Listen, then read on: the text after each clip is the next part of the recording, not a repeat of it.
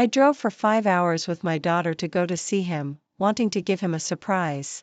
But the moment he saw me, there was only surprise in his eyes, not joy. I was cheated on.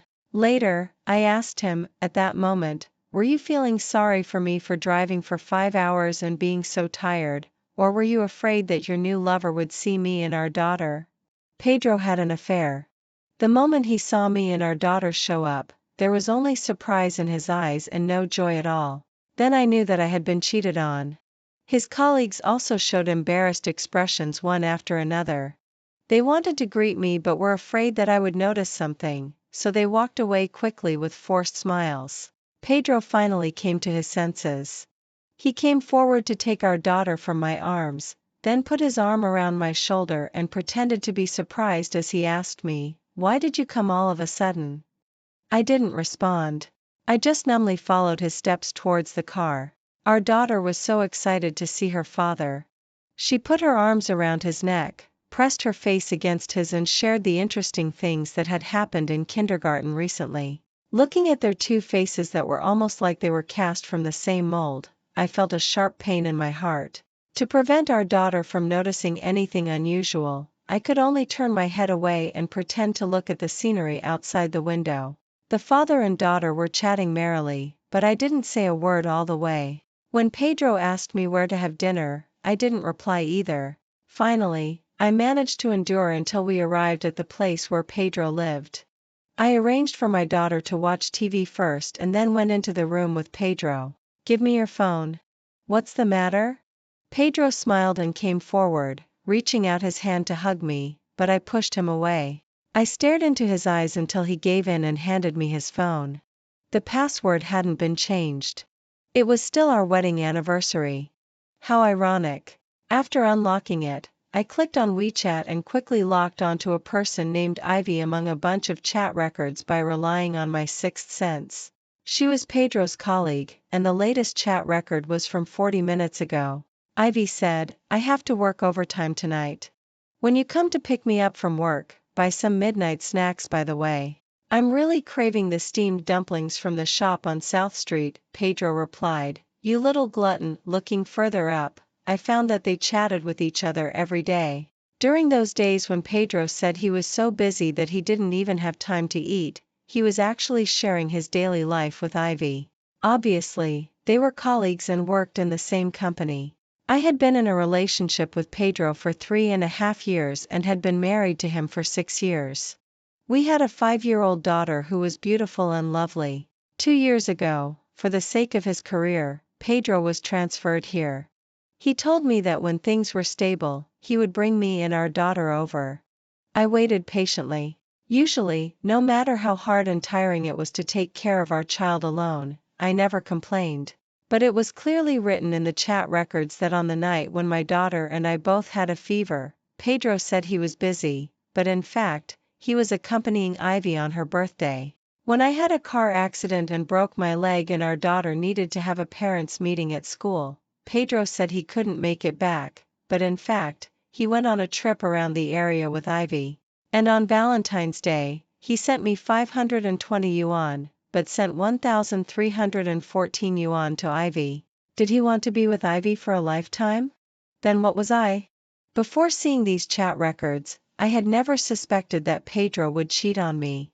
I thought all his efforts were for our family and that he would always be loyal to our marriage.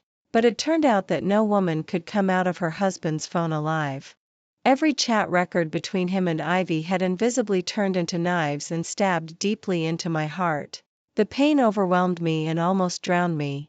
The feeling of suffocation made my face turn pale instantly and my vision go black from time to time. Pedro supported me, who was on the verge of falling, and said in a hoarse and guilty voice, "Honey, I'm sorry, but I swear that we definitely didn't cross the line." "The line you mentioned? Do you mean having sex?" "We didn't." "So, you think you're not wrong, right?" Pedro's answer didn't matter to me anymore. I gave the phone back to him and then walked out of the room.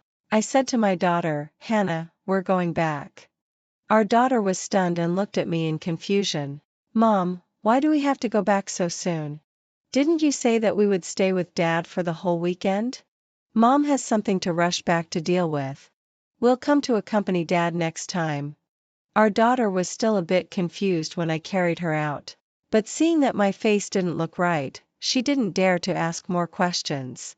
Pedro caught up with us and held me back, not letting me go. Since you've already come, wait until the weekend is over before you leave.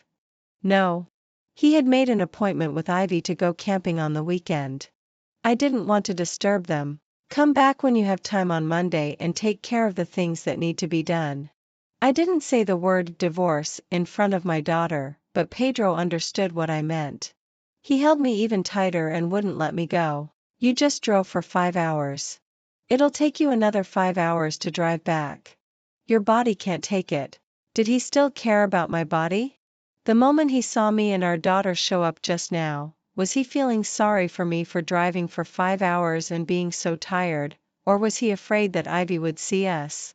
While we were in a silent confrontation, suddenly the sound of the door opening came to my ears. It was Ivy. She directly unlocked the door with her fingerprint and came in. Pedro, She got stuck when she saw me. The moment I saw Ivy, my mind went blank for a few seconds. Then I remembered that Pedro had just said that they hadn't crossed the line. Could an ordinary colleague unlock the door of your home with her fingerprint? Just as I was looking at Pedro with a sarcastic look, an even bigger blow came one after another. My daughter Hannah actually knew Ivy. She took the initiative to say hello, Sister Ivy. Ivy's face looked a bit embarrassed, but her eyes were full of provocation. She had said in her chat record with Pedro that she would work overtime tonight, but now she showed up here. Obviously, she had come here on purpose to target me. She also said to Pedro, I called you but you didn't answer. I was afraid that something had happened to you, so. Pedro didn't explain anything to her and just said, you go back first. Ivy hesitated and said something astonishing, since I'm already here, can't I have dinner with you guys? Sister-in-law and Hannah won't mind, right? Pedro's face darkened and his eyes were full of irritability. I really didn't have the mood to watch them act in front of me. I pushed Pedro's hand away and walked straight out of the door. In the elevator, Hannah put her arms around my neck and asked cautiously, Mom, don't you like Sister Ivy? I endured the sadness and pain in my heart and asked her in the most normal tone, what's the matter? Are you very familiar with Sister Ivy? Hannah nodded. Last time when Dad had work to do, he let me stay with Sister Ivy. Sister Ivy even made sandwiches for me. When was that? Last holiday. Then why didn't you tell Mom? Hannah thought for a while before answering, I'm sorry, Mom. I forgot. I thought that it wasn't that she forgot. It was probably that Pedro had told her not to mention Ivy in front of me. Before today, I had never deliberately asked Hannah whether there was any other woman who had an intimate relationship with Pedro around him. I hadn't thought that Pedro would cheat on me, nor did I want to pollute my daughter's innocent mind. I had been wearing the green hat for so long for something that I could have known just by asking. I was like a joke. When I started the car, I found that my hands were shaking. My vision was blurred by tears. Hannah probably missed her father. She sat in the safety seat at the back and asked in a low voice, Mom, do we really have to go back now? I miss Dad. I couldn't say a word. There were too many things stuck in my throat and my emotions were suppressed under them. I was afraid that once I opened my mouth, crying would come out first. Pedro arrived in front of the car at this time and stood straight, not letting me drive forward. He mouthed for me to get out of the car. Hannah spoke again, Mom, Dad is here. Can we not leave? He clearly knew that our daughter didn't understand anything, but he deliberately stood in front of the car. At this time, if I insisted on leaving, in Hannah's eyes, I would be the one who was throwing a tantrum. Obviously, he was the one who had cheated, but he still wanted to make me look like the bad guy. I lowered my head and tremblingly typed 2 words on my phone and sent them to Pedro, get lost. Pedro still refused to make way. After we were in a stalemate for a few minutes, I suddenly saw from the rearview mirror that our daughter was wiping her tears. She missed her father and didn't want to leave. My heart ached even more. Since Hannah could remember things, she hadn't spent much time with Pedro. The reason why she loved her father so much was that besides the blood relationship, it was mainly because I told her every day how good her father was, which left a deep impression on her. But was her father really good? When her mother broke her leg and could only go out with crutches, he accompanied another woman on a trip around the area. I couldn't hold back anymore and lay on the steering wheel, crying uncontrollably. Seeing this, Pedro immediately came over and opened the car door. "You can't drive now. Come back with me first."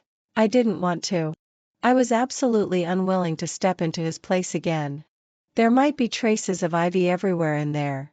They cuddled up on the sofa chatting, laughed and cooked together in the kitchen, and kissed and were intimate in the bedroom. All kinds of dirty images came to my mind, forming an airtight net that trapped me in it and almost suffocated me. Finally, Pedro and I each took a step back. I didn't go home, and he didn't force me to go to his place. We booked a family room. I slept with my daughter, and he slept by himself. After our daughter fell asleep, Pedro wanted to talk to me, but I refused.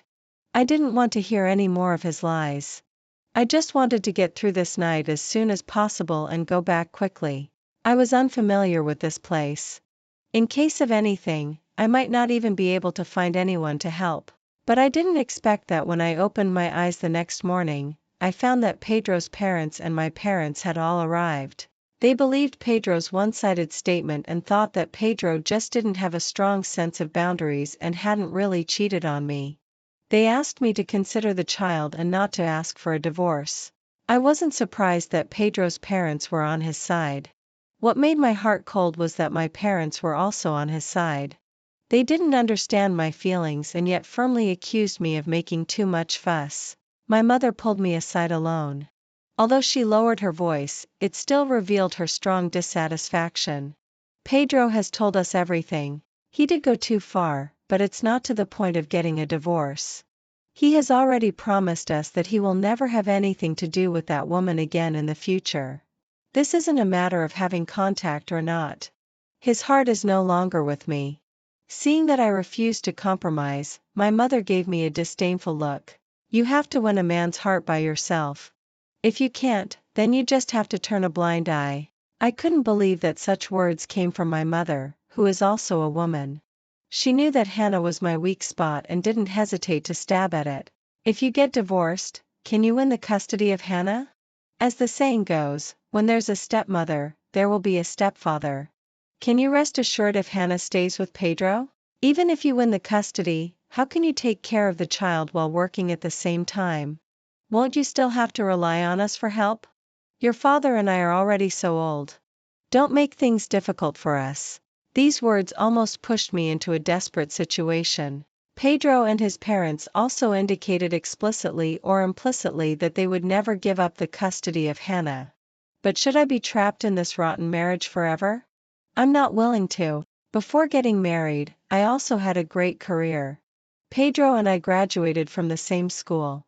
We had comparable educational backgrounds and abilities.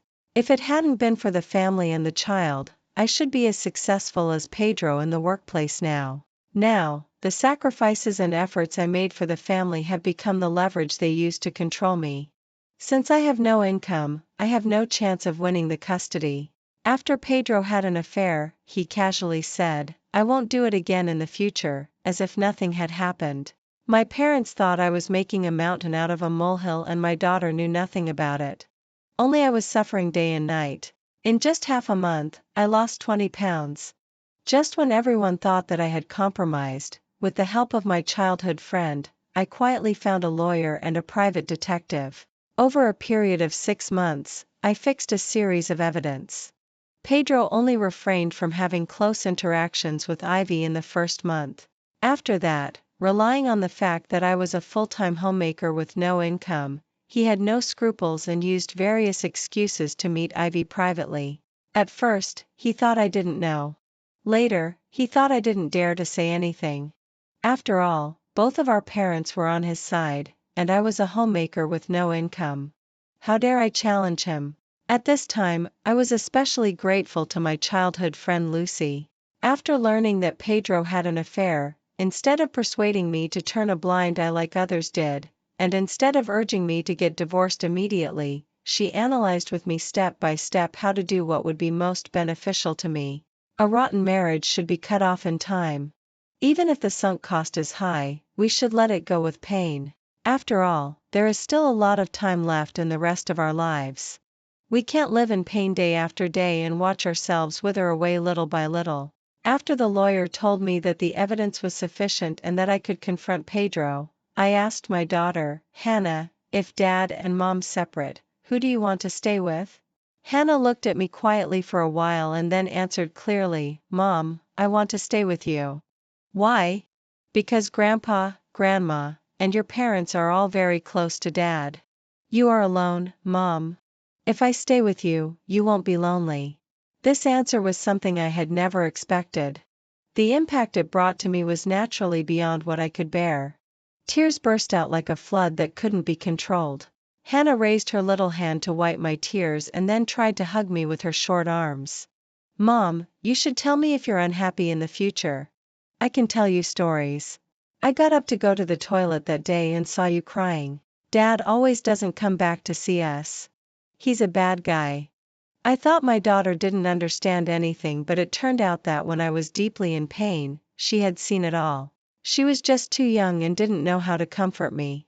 In the early morning, my daughter was already sound asleep. I picked up my phone and dialed Pedro's number. It rang many times but no one answered. Just when I was about to hang up, the call was connected, and Ivy's voice came through, Sister-in-law, there's a company dinner tonight. We're still outside. Let Pedro answer the phone. He's drunk too much. Let him answer the phone even if he's not dead drunk. Ivy was still hesitating when Pedro took the phone. Honey, don't misunderstand. There are a lot of people at the dinner tonight. You don't need to explain to me. I've already sent the divorce agreement to your email. Come back and get divorced if you have no problem after reading it. Pedro was stunned for a moment and then he got furious. Stella, are you kidding? You're asking for a divorce again. Do you really think I dare not divorce you? Without me, I'd like to see how you'll live. I won't give you Hannah either. You'll never see her again in the future. I don't know if Pedro read the divorce agreement I sent him. The next day, after I sent Hannah to kindergarten and returned home, I found that he had already come back. He was unshaven and his eyes were bloodshot. Pedro said, Honey, I rushed back as soon as I got your call. Yesterday's thing wasn't what you thought. Let's go to the Civil Affairs Bureau. I coldly interrupted his lies, turned around and went to the bedroom to get the marriage certificate and the household register. When I came out, Pedro grabbed my arm and pushed me against the wall.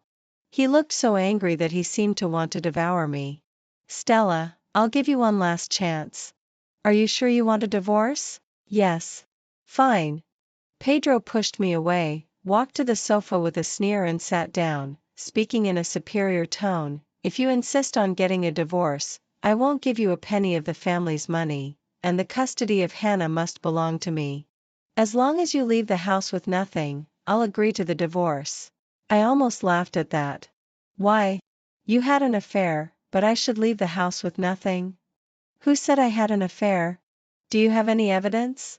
I walked forward a few steps, bent down slightly and stared at this man whom I had loved for 10 years. 10 years? He didn't understand me at all.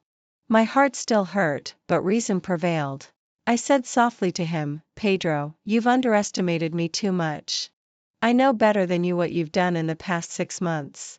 Pedro was slightly stunned and then he flew into a rage. You were following me? Impossible. You have to take care of Hannah every day. You couldn't have had the time. You see, he actually knew that I had to take care of my daughter every day. He knew very well whether I was tired or not. Those days when he said he was busy and had no time were just excuses to put me off and deceive me.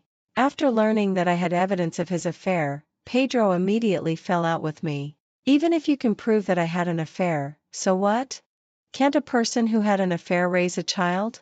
My financial situation can give Hannah a better life. You're just a homemaker who relies on me to support you and has no income. Half a year ago, I indeed had no income and relied on him to support me. But since he could stop loving me, why couldn't I have an income? Once a person is determined to do something, all difficulties will be overcome. I was lucky. After being betrayed in my marriage, I returned to the workplace and met a helpful person. The person gave me the greatest freedom in terms of time and even allowed me to work from home as long as I did my job well. After 3 months of adjustment, I cooperated with the new company very smoothly and happily. I just felt sorry for my daughter. If it really came to the court and Hannah had to make a choice, I couldn't even bear to think about that scene. Pedro, don't you really consider Hannah's feelings at all? Pedro approached me with a sneer. It's not that I don't consider Hannah's feelings. It's you, the mother, who insists on getting a divorce. You don't know what's good for you. He angrily pinned all the blame on me and then slammed the door and left. I stood by the window and looked down. Ivy was waiting beside the car. No wonder he could rush back so quickly even though he was drunk. It turned out that someone was driving for him. How ridiculous. Did Ivy know that he didn't want to get divorced? Probably Pedro was acting one way in front of me and another way in front of her. Fortunately, I had already decided to walk away. Otherwise, a life like this would drive me crazy sooner or later.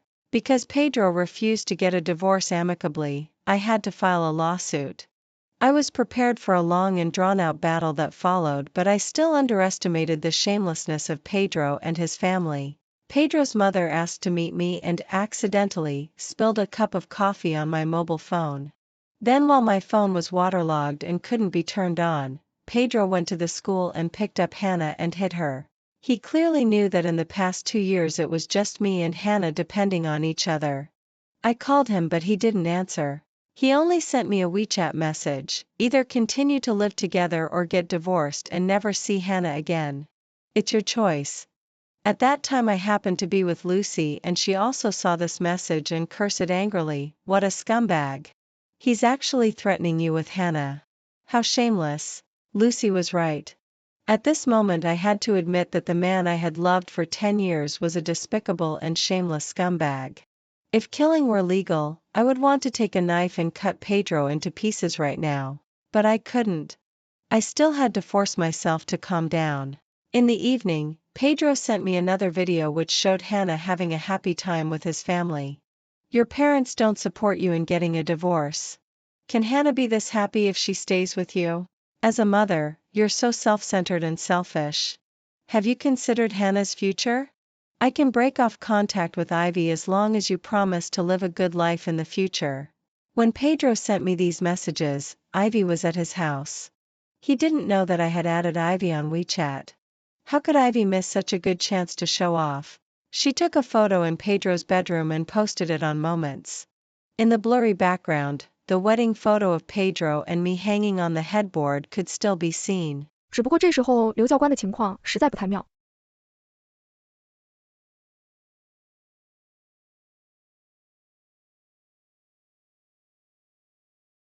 Or do they think that such means can force me to compromise? And Hannah, she's so young and doesn't understand anything. Will she also be won over by them with tricks?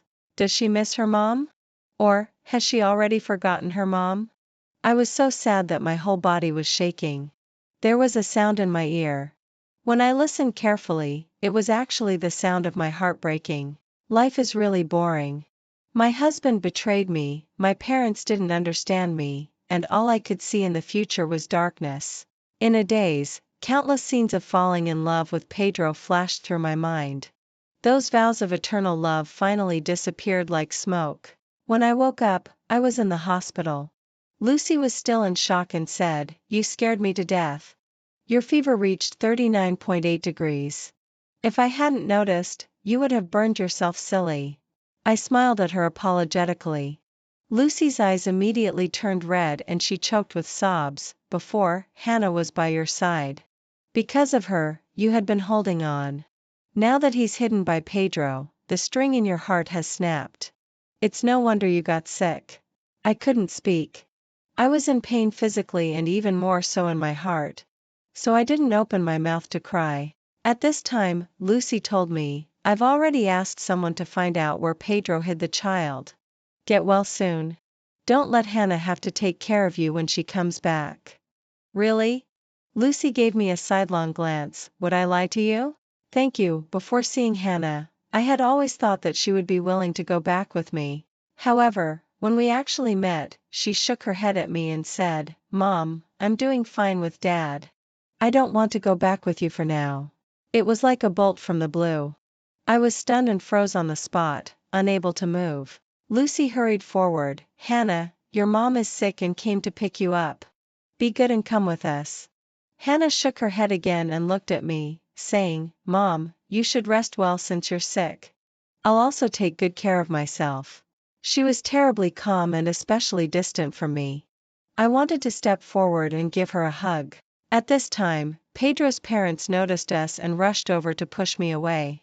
I fell to the ground, seeing stars. "Mom." I heard Hannah call me softly. But when I looked up, she had already been carried into the house by Pedro's mother. Pedro's father shouted abuse at me and Lucy and even threatened to call the police to arrest us. Lucy also lost her temper. "Call the police then. Let's see what you'll say when the police arrive. Is it reasonable to hide a child?"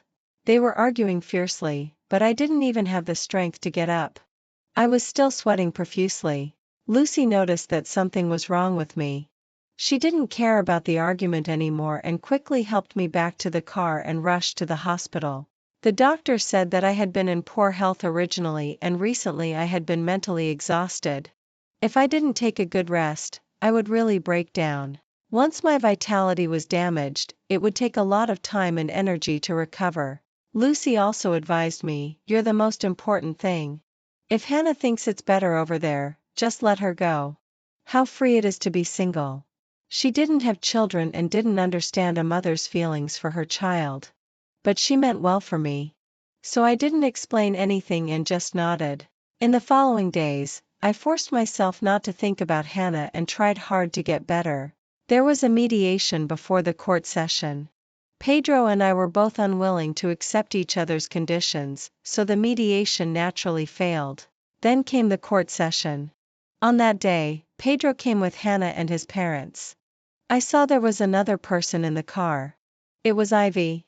But she didn't get out of the car. Hannah raised her hand to greet me from a distance. "Mom." Pedro immediately looked a bit unhappy. He turned around and handed Hannah to his mother, then walked towards me. "Admit defeat now, and I'm still willing to live with you." I smiled and looked behind him, with my eyes fixed on Hannah. My tone was calmer than ever. "Since you've already snatched Hannah away, why should I admit defeat? Pedro, you're so dirty. You don't deserve to spend the rest of my life with me." Pedro seemed to have a very bad temper now. He flew into a rage after being provoked by just a few words from me. It was his father who came forward and pulled him away, so nothing happened. The process in court was long and boring. The calmer I was, the more furious Pedro became. In the middle, their side called for a halt once. Pedro came to talk to me. "Stella, we've been together for almost 10 years. Do we really have to completely fall out?" I looked at him indifferently. "You cheated first." Pedro frowned tightly. "I admit that I was the first to make a mistake. But for Hannah's sake, can we both take a step back?" As he said that, he actually took out the wedding ring from his pocket. It was the one I left behind before I moved out. Pedro held the ring in front of me. "Stella, I know you still love me. Give me one more chance." The diamond on the ring sparkled. In the past, every time I saw the light on it, I thought it represented happiness. But it turns out that the light can also be dazzling. "I won't take back something that I've thrown away." Pedro immediately said, "Then I'll buy you a new one, with a larger carat." I stared at him coldly. "Pedro, it's not the ring that I threw away. It's you." Since I had evidence of Pedro's affair and had notarized all the joint property of the husband and wife, even if Pedro transferred the property, it was an invalid move. I should get what belongs to me, not a penny less. The only troublesome thing was the custody of Hannah. We couldn't reach an agreement no matter how we talked about it. In the end, the judge had to ask Hannah herself what she meant. After what happened last time, I actually didn't dare to have too much hope for the custody. The lawyer also reminded me that the judge would respect the child's wishes. Even if Hannah really chose Pedro, I wouldn't blame her. It's instinct for such a young child to choose a living environment that she likes and feels comfortable in. I'll always be her mother and will always love her. However, to everyone's surprise, when the judge asked her who she wanted to live with, Hannah firmly chose me. Moreover, she also explained why she had stayed with Pedro during this period. Mom was sick and there was no one to take care of her. She had to take care of herself. If I went back, Mom would still have to cook for me. Mom was too tired. Now that Mom is better, I want to go back to Mom. I love Mom. She said a long string of words in one breath. Although she paused a few times in the middle, in the end, she expressed her meaning completely and clearly. She must have practiced many times before today. She also said to me, "Mom, I'm sorry. I didn't mean to make you sad that day. I didn't want you to take care of me when you were sick. I really missed you." In the end, she cried, and so did I. Except for the crying of me and Hannah, everyone else in the courtroom was silent. The custody of Hannah was finally awarded to me. For some reason, Pedro didn't fight with me for it again. He disappeared for a while. When he showed up again, he had become very thin and looked sick all over. I looked behind him. He smiled bitterly. "Don't look. I'm alone. It's not your time to see Hannah today." Pedro nodded. "I know. I came to see you." "What's the matter?" He handed over a folder. Besides the house property certificate and so on, there was also a notarized will inside. "I don't have much time left. I'll leave these things to Hannah." I looked at him in shock. Pedro awkwardly raised his hand and scratched his hair. His voice was deep. "Stomach cancer. It was just diagnosed, but it's already in the advanced stage. The doctor said that my condition was developing very fast. If it had been diagnosed half a year earlier, there might still be a chance to treat it. It's all karma. You know, our company has a physical examination every year. Last year, I missed it because I went abroad with Ivy. I knew about him missing the physical examination. But at that time, what he told me was that it was a business trip. Unexpectedly, he was fooling around with Ivy again. I urged him several times later, but he kept delaying. Later, when I found out that he was cheating, I didn't care anymore. "Where's Ivy?" Pedro laughed at himself. "I'm dying. How could she stay with me? She's already run away with someone else." However, she had bad luck. Later, I ran into her again. She was afraid that I would hit her and rolled down the stairs of the shopping mall when she was running away. Her face was damaged. Ivy had plastic surgery on her face, and the consequence of a severe impact was very serious. Pedro was still rambling on, but I didn't have the heart to listen anymore. All I could think about was what he said. "I'm dying." Although I hated Pedro, he was Hannah's father. I didn't expect him to die so early either. The sudden news left me at a loss about how to react. Pedro looked at me for a while and asked cautiously, "Can I spend the rest of my time with you and Hannah?" "It won't be too long. The doctor said at most half a year." "Just half a year? I want to accompany you and Hannah again." "Stella, I'm sorry. This apology should be sincere. Unfortunately, the sincerity of a dying person seems a bit lacking. If Pedro hadn't got a terminal illness and Ivy hadn't left him, he probably would never have turned around to apologize to me. When he betrayed me, he never thought about how deeply his actions would hurt me. 10 years. How could a simple sorry make up for it all?" "Pedro, go ahead. I'm listening." "Over the past 10 years, I really loved you with all my heart and without reservation. I know. But that Stella was killed by you with your own hands. Now I want to live for myself. Do you understand?" Pedro nodded and then began to cry. At first, he just shed silent tears, but later he cried more and more bitterly. I felt a twinge of heartache for a second. This second was like a memorial for the past 10 years. Then I told him very calmly, "For the rest of the time, if you want to spend more time with Hannah, I can arrange it. For anything else, I can't give it to you." After saying that, I looked at the time. "Hannah is about to finish school. I'm going to pick her up." Pedro could only nod and couldn't say anything else. There was a row of roses planted outside the coffee shop. Some had withered and fallen, while others were blooming in the wind. Flowers have no choice, but people do.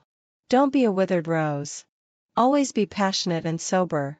Epilogue 1. On the day Pedro died, his parents didn't notify me and Hannah according to his last wishes. The child was too young. Watching her father die with her own eyes would leave a psychological shadow. As for me, Pedro thought that I probably didn't want to see him and was also afraid that if they notified me but I didn't go, so they didn't inform me either. At the last moment, his conscience was brought into full play. Later, his mother came to see me and said, "Pedro went to the street opposite the kindergarten every day to watch you and Hannah.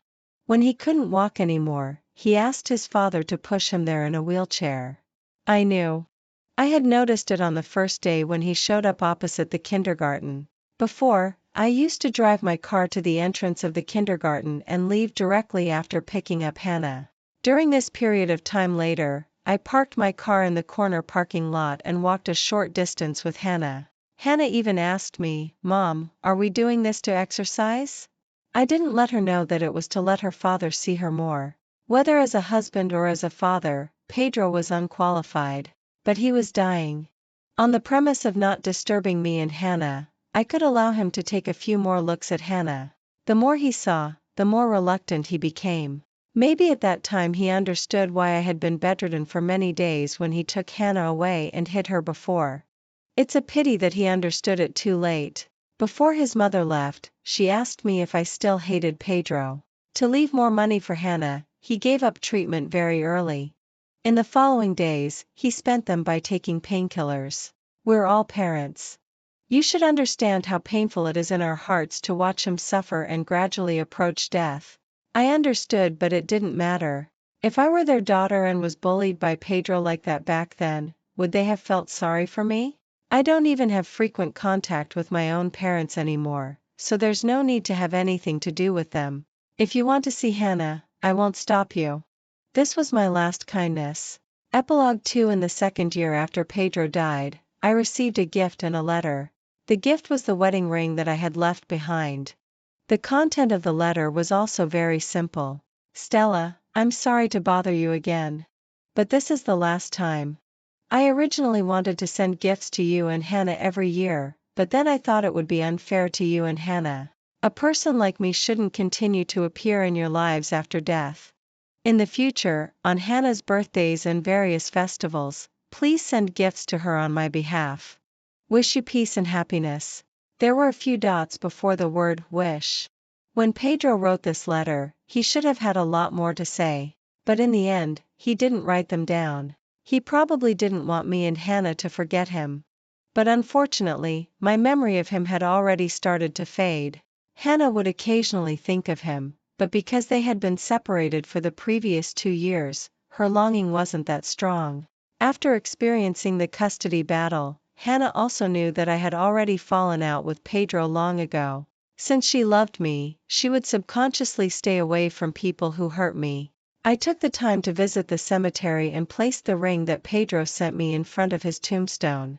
He looked very handsome when he smiled in the black and white photo, just like when we first met. He was full of youthful spirit and had a sparkle in his eyes.